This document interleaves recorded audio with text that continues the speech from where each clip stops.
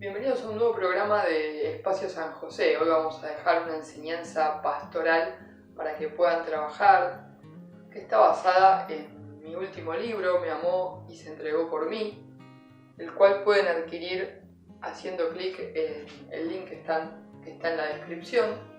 Hoy lo que vamos a ver es cómo perdonarnos a nosotros mismos, pero también cómo no hacerle trampa a Dios, consciente o inconscientemente intentar hacerle trampa.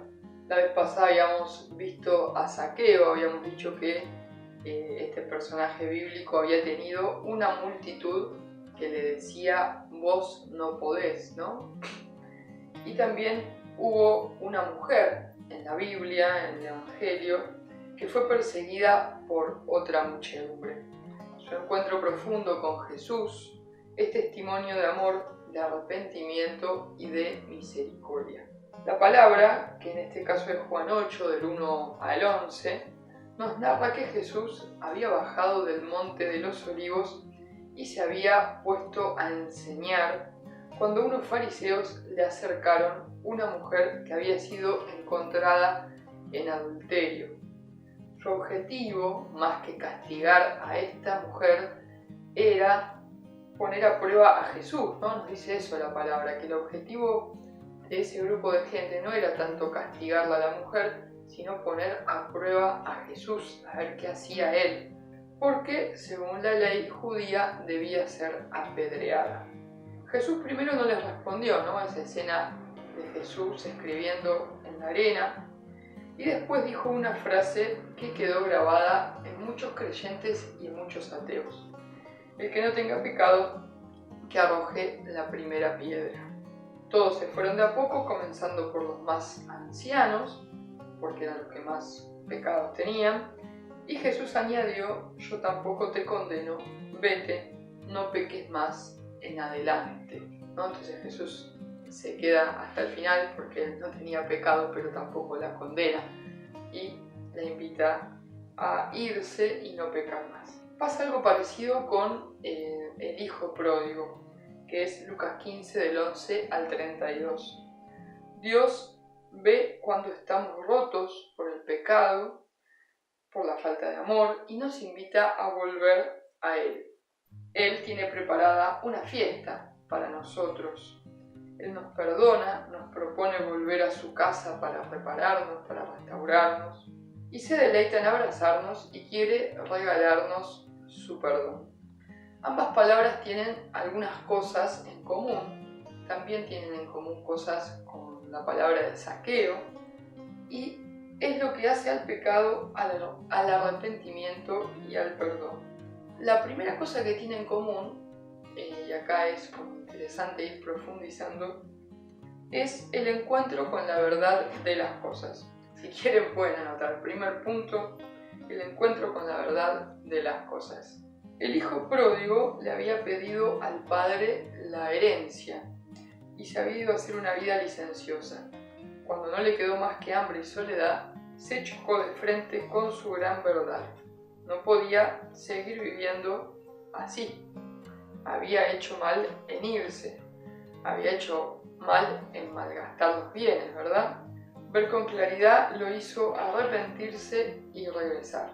La mujer adúltera, como se conoce a este otro personaje del que habíamos hablado, también se encontró frente a la verdad. Estaba engañando a su marido con otro. Algunas veces el orgullo nos hace permanecer en el pecado, justificándonos. Por eso es bueno volver a Dios apenas reconocemos el error en el sacramento de la reconciliación, ¿no? Es importante apenas nos damos cuenta que estamos cometiendo un pecado, poder arrepentirnos e ir al sacramento de la reconciliación. Claro, hay un punto intermedio entre reconocer la falta y reconciliarnos, que es el camino de regreso, donde se presentan temores y tentaciones, ¿no? Miedos a qué nos digan otros o a qué nos diga Dios. Y la tentación a quedarnos estancados en el desamor. Es decir, ¿por qué elegí estas palabras? A ver, por un lado, si pensamos en Zaqueo, él tenía como una Él sabía que estaba pecando, que estaba haciendo algo que estaba mal, y tiene una intuición de acercarse a Jesús, ¿no? Para cambiar su modo de vida.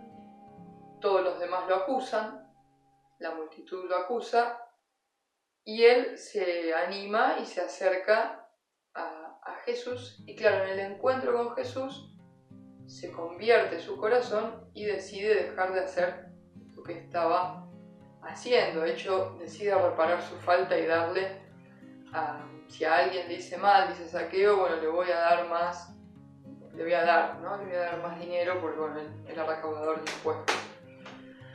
En el caso del hijo pródigo, malgasta la herencia paterna, es casi como al pedirle la herencia al padre, es una manera de decirle, para mí ya te moriste, malgasta la herencia y cuando se da cuenta vuelve arrepentido en el camino, en ese camino de regreso al padre.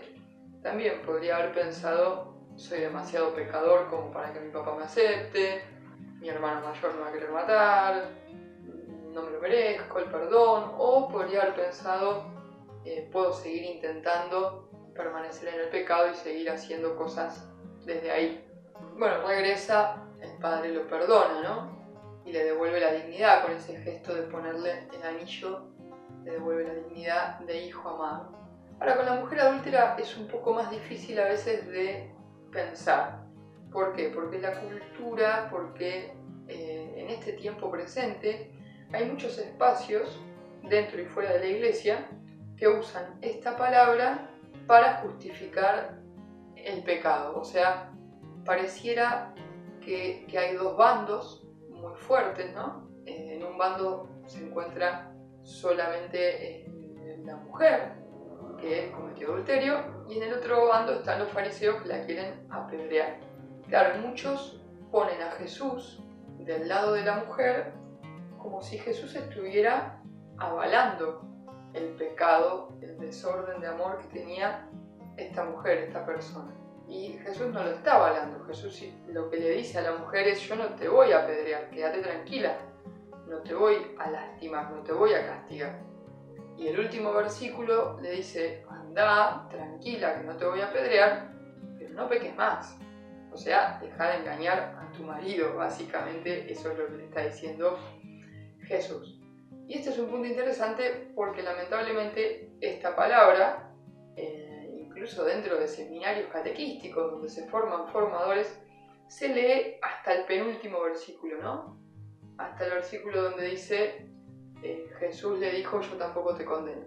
Bueno, y parece que hubiera terminado ahí, cuando en realidad lo que hace Jesús es primero, bueno, se van los fariseos, que eran los que la querían condenar, y Jesús le dice, no peques más, ¿no? A los fariseos también les debe decir, bueno, no pequen más, muchachos, ¿no? Como, esto es importante, porque en este tiempo parece que no se ve. Bueno, a ver, la mujer adúltera, así como pasaba con el hijo pródigo y con Zaqueo, también sabía que estaba en pecado. Los tres personajes saben que están en pecado. Ahora, ¿cuál es la gran diferencia? Que a Zaqueo no lo fue a agarrar una multitud para apedrearlo y al hijo pródigo tampoco. Pero sacando eso, son tres personajes que se encontraban en pecado y se acercan a Jesús para convertirse, o por lo menos la mujer la llevan hasta Jesús y Jesús no la condena, pero la exhorta a no pecar más. Bueno, en el camino de regreso, desde que descubrimos la verdad del pecado en nuestras vidas, porque a veces cuesta más descubrirla y a veces cuesta menos. Bueno, si vos le estás robando al pueblo como Zaqueo, evidentemente estás en pecado y es bastante notorio. Si vos estás engañando a tu marido o a tu mujer, estás en pecado y es bastante notorio. No es que no te puedes hacer el tonto respecto al pecado. Ahora, quizás el hijo pródigo, por ahí le costó más darse cuenta de que estaba en pecado. Bueno, el camino de regreso a Dios es también muy tentado a veces, porque claro, la tentación quiere que no vuelvas a Dios y que te quedes ahí, en el desamor, en el pecado. Si perseveramos, nos vamos a encontrar liberados, ¿no? Una vez que Dios nos perdona, que pedimos perdón y Dios nos perdona, en vez de sentirnos apedreados, nos sentimos liberados. luego de que se nos perdona. Si no perseveramos, podemos caer en la desesperación, en el orgullo de volver hacia atrás, ¿no? Saqueo se convirtió y todos creemos que permaneció esa conversión en él, ¿no? Que después no siguió estafando. El hijo pródigo, una vez que estuvo en la casa del padre, creemos que cambió de actitud, no creemos que haya vuelto a ser cualquiera. Y la mujer adúltera suponemos que no volvió a engañar a su marido, sino que le hizo caso a Jesús, o siguió el consejo de Jesús y le dijo, y no lo hizo más. Pero bueno, no es que lo sepamos, digo, ¿no? Porque está el orgullo de querer volver hacia atrás. Es decir, que el hijo pródigo no quería ni que lo revistieran, ni que le dieran el anillo, ni nada de eso, no se lo imaginaba probablemente. Lo que él quería era estar con su padre, ¿no? Cuando uno está bien en un lugar o con alguien, o en un espacio de iglesia y se va, después lo único que quiere es volver. Acá con un pequeño testimonio podría recordar los años que estuve fuera del movimiento de la palabra de Dios, que es el lugar de iglesia en el que Dios me sembró y en donde yo sé que Dios quiere que permanezca, ¿no? En determinado momento, justo antes de casarme, bueno, tuve ahí unos desencuentros con algún hermano de comunidad, con alguna coordinadora, alguna cosa que pasó, y bueno, me empecé a preguntar si Dios me querría en otro lugar de iglesia, y sí, nos fuimos a otros espacios de iglesia, siempre dentro de la iglesia católica obviamente, pero en ningún lugar de iglesia yo me sentí tan lleno de Dios o tan cerca de Dios, o no pude crecer esos años tanto como había crecido antes en el movimiento de la palabra. Entonces a partir de eso volvimos con mi esposa, que nunca había estado, al movimiento, ¿no? Y ahora ya estamos caminando hace varios años de nuevo. Pero a lo que voy es que cuando uno se aleja, no hace falta que uno se aleje de la fe totalmente, ¿no? Como nos pasó a nosotros, no es que nos alejamos de la fe, sino de un espacio de gracia, cuando lo único que querés es volver a ese espacio de gracia, ¿no? Como que ni siquiera querés que te nombren a vos coordinador de algo, ni que te tengan en cuenta por ahí para demasiadas cosas. Pues igual quiero estar acá porque acá me hace bien estar, ¿no? Por el placer espiritual, digamos, la alegría, el gozo espiritual de poder estar en ese lugar. Lo mismo le pasó, ¿no? Entonces al hijo pródigo quería volver a estar con el padre, no quería más que eso. Bueno, el padre le da el anillo, lo reviste, le dice, lo vuelve a llamar hijo. Entonces ese sería como el segundo puntito, ¿no? El segundo punto, bueno, el arrepentimiento nos vuelve a conducir al Padre cuando nos animamos realmente a hacer el camino de regreso. Tercer punto es el perdón. Dios nos perdona cuando realmente nos arrepentimos de corazón y nos comprometemos a no pecar más. Y acá hay que hacer una pausa, que en realidad algo ya comenté antes, para sincerarnos con nosotros mismos. Decíamos que muchos usan la palabra de la mujer adúltera para justificar sus desórdenes. Leen hasta el penúltimo versículo y evitan el final donde Jesús le dice, vete y no peques más. Yo no te condeno, o sea, yo no te apedreo, pero anda y deja de engañar a tu marido, ¿no? Al que roba le dirá, deja de robar. A todos nos dice, bueno, deja de hacer esto, porque te hace mal a vos, porque le hace mal al otro, y porque te hace mal también a Dios. Estamos faltando contra Dios también. Y esto lo aclaro porque yo participé de un seminario catequístico, de hecho me recibí de catequista, y en el último año del seminario dudé si seguir o no ahí, porque había muchos desórdenes, y se justificaban algunos pecados, algunos desórdenes con esta palabra, ¿no? Y escuché esto en muchas parroquias o en lugares de iglesia que te dicen, bueno, no seas así, ¿no viste que Jesús perdonó a la pecadora? Y evitan reconocer el último versículo donde Jesús exhorta a no volver a caer en pecado. Entonces me parece sumamente importante sincerarnos con nosotros mismos y no es simplemente Jesús me perdona, voy y hago de nuevo lo mismo, ¿no? Si uno vuelve a caer en el mismo pecado, tiene que volver a arrepentirse, ¿no? Esto es medio obvio. Entonces, el pecado existe, el desamor es real y no se aleja de Dios este desamor, este pecado. No podemos jugar a que como Jesús me perdona o Jesús no me condena, por eso hago lo que quiero. Porque en realidad nos terminamos condenando a nosotros mismos, ¿no? Muriendo en el pecado, como dice Juan 8:24, muriendo en el pecado. No podemos, por un lado, reconocer lo malo y por el otro hacer de cuenta que no pasa nada, ¿no? Un coordinador de una parroquia en su momento, que él estaba en una determinada situación, me decía, pero no pasa nada, ¿no viste que con la mujer adúltera no pasó nada, no leíste la palabra esa? Los que piensan así reconocen que hay un pecado, reconocen que hay un desorden, una falta de amor, pero lo siguen haciendo justificando que Jesús no apedreó a la mujer, ¿no? Eso es jugar con el amor de nuestro Padre, ¿no? Sencillamente. Entonces, si el hijo pródigo volvía a la casa paterna y después de eso traía a las prostitutas de la otra ciudad, estaba jugando con el perdón del padre, con el amor del padre. De hecho, yo tengo la idea de que el padre recibió al hijo pródigo porque vino arrepentido. Si hubiera venido con las prostitutas de la otra ciudad, si hubiera venido con todos los desórdenes de la otra ciudad, bueno, en la casa del padre no se puede entrar con estos desórdenes. El perdón de Dios nos purifica, nos limpia, nos renueva y nos da la fuerza para no volver a caer en el pecado, en la falta de amor. Entonces hay que dejar de jugar a estos extremos de soy un pecador o soy un pecador tirapiedras, ¿no? Como que son los dos extremos. Es decir, bueno, hago lo que quiero porque total Jesús perdonó a la mujer adúltera.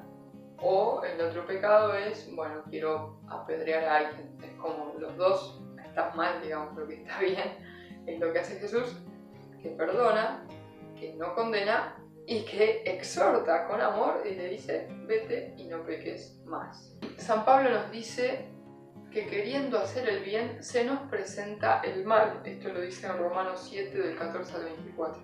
Y terminamos combatiendo en nosotros, eligiendo a veces lo que en realidad aborrecemos. Por eso la ley es buena y Jesús viene a darle profundidad a esa ley. Jesús no saca la ley, le da profundidad, le da sentido. La ley judía es como decirle al nene no metas los dedos en el enchufe. Jesús no saca esa ley. Jesús lo que hace es explicarle al nene, que somos nosotros, por qué no está bueno meter los dedos en el enchufe.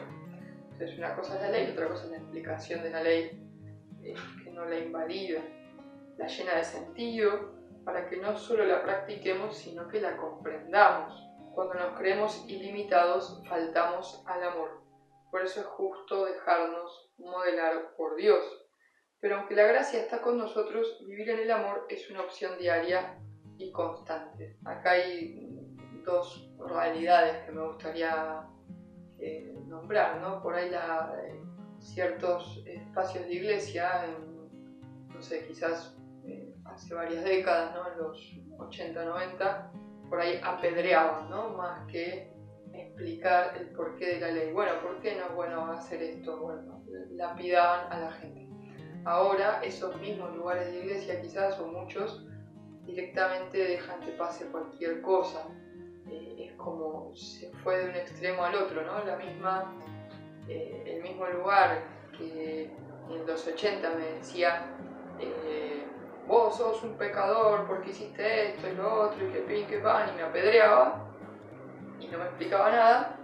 Hoy me dice bueno, tranqui, vení con tu pecado que no pasa nada, estás en la iglesia. No digo que pase en todos lados, pero digo, ojo con esto, porque estamos pasando de un extremo al otro y de todas formas seguimos en el desorden del amor, seguimos pecando. Ojo con esto porque pasa muy a menudo y cada vez lo veo más y con mayor frecuencia, que dentro de la misma iglesia ni se condena ni se exhorta con amor a dejar de hacer lo que uno está haciendo mal. Y la otra cosa que quería remarcar en este mismo aspecto es que, claro, cuando yo no reconozco objetivamente el pecado del otro, también es medio una trampa para no reconocer mi propio pecado, porque si a mí me están apuntando con un arma y yo digo tengo que amarlo y no decir nada porque esa persona es hija de Dios, entonces dejo que cualquier cosa pase porque que me robe, porque soy cristiano y qué sé yo, está mal, ¿no? Y muchas veces hace que yo no pueda ver mis propias faltas, porque si yo digo, bueno, que me roben porque total, todo está bien, entonces yo tampoco voy a empezar a ver mis propias faltas de amor. Y es un círculo vicioso y se está dando mucho, al menos en algunos lugares de iglesia. Combatimos en nuestro cuerpo y en nuestra alma arrebatos de ira, de soberbia, de fanfarroneo, ¿no? Esto todos los días nos pasa a veces. Arrebatos de mentira, de envidia, de desprecio, de infidelidad. Todos los días combatimos, como dice San Pablo, en nuestro cuerpo o en nuestra alma, decisiones grandes o pequeñas que nos hacen pecar o no pecar, ¿no? Con esto del adulterio es muy loco porque Jesús dice, ustedes llaman adulterio, está la palabra, ustedes llaman adulterio a engañar a su esposo, a su esposa. Y Jesús dice, yo les digo que si miran a una mujer que no es su esposa, o en el caso del varón, o en el caso de la mujer varón, ya están cometiendo infidelidad en su corazón.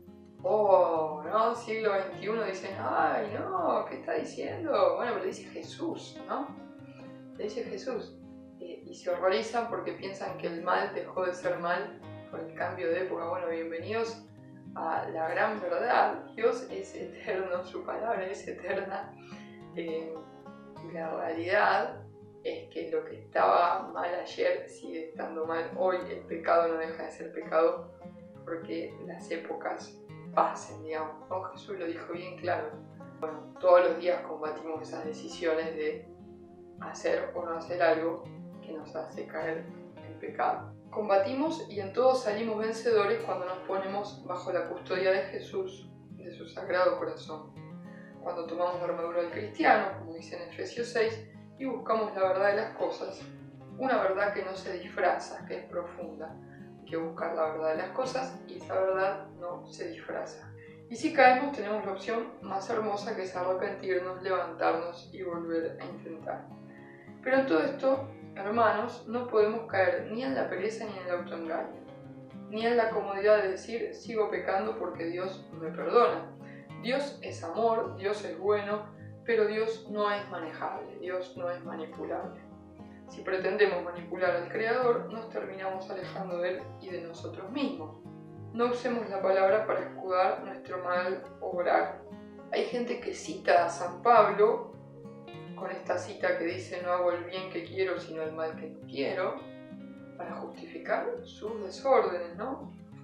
Una vez una conocida también, yo le decía, che, pero volviste a caer en esto que te hace mal, que sabés que te hace mal, que te hizo muy mal en su momento y que te sigue haciendo mal. Y ella me decía, bueno, viste que el espíritu es fuerte pero la carne es débil. O sea, no podemos citar la palabra de Dios para justificar el pecado. Sí podemos decir, y me cuesta, la verdad es que necesito ayuda, gracias por decirme esto, porque la verdad es algo que me está costando trabajar. Bueno, amén hermana, amén hermano, te ayudo, paso por vos, ¿no? Te ayudo en lo que puedo, pero no podemos justificar en la palabra de Dios, ni en la de la pecadora arrepentida, ni en la perdonada. Tenemos que trabajar nuestra naturaleza y no justificarnos con la palabra de Dios. En realidad, San Pablo nos presenta un combate para ponernos de frente a la tentación, no para justificarla.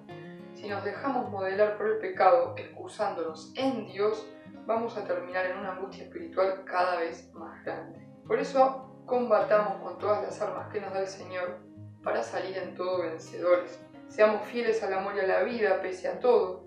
Distingamos lo que nos lleva al encuentro con Dios de lo que nos separa.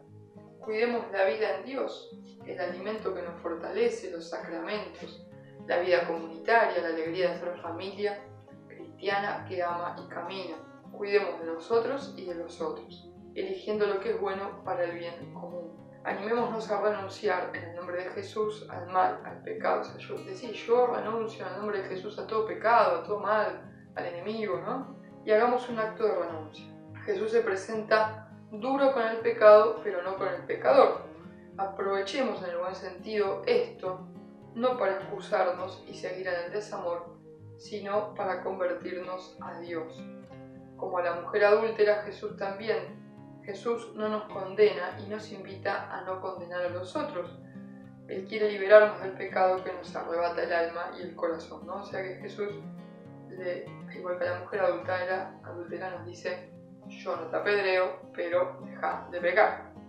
Y si comprendemos su amor y su misericordia, descubrimos que el confesionario no es un lugar de condenación, sino de perdón, sanación y liberación, donde nos es quitada la culpa. El sacramento de la reconciliación nos libera de la condena, de lo que hicimos y de lo que nos hicimos. Hoy podemos preguntarnos si logramos perdonar y perdonarnos, si nos acercamos a Jesús que nos sana, que nos libera, que nos perdona. ¿Qué heridas de tu historia siguen sangrando por el desamor? ¿Qué pecados nunca pudiste liberar en el sacramento de la reconciliación?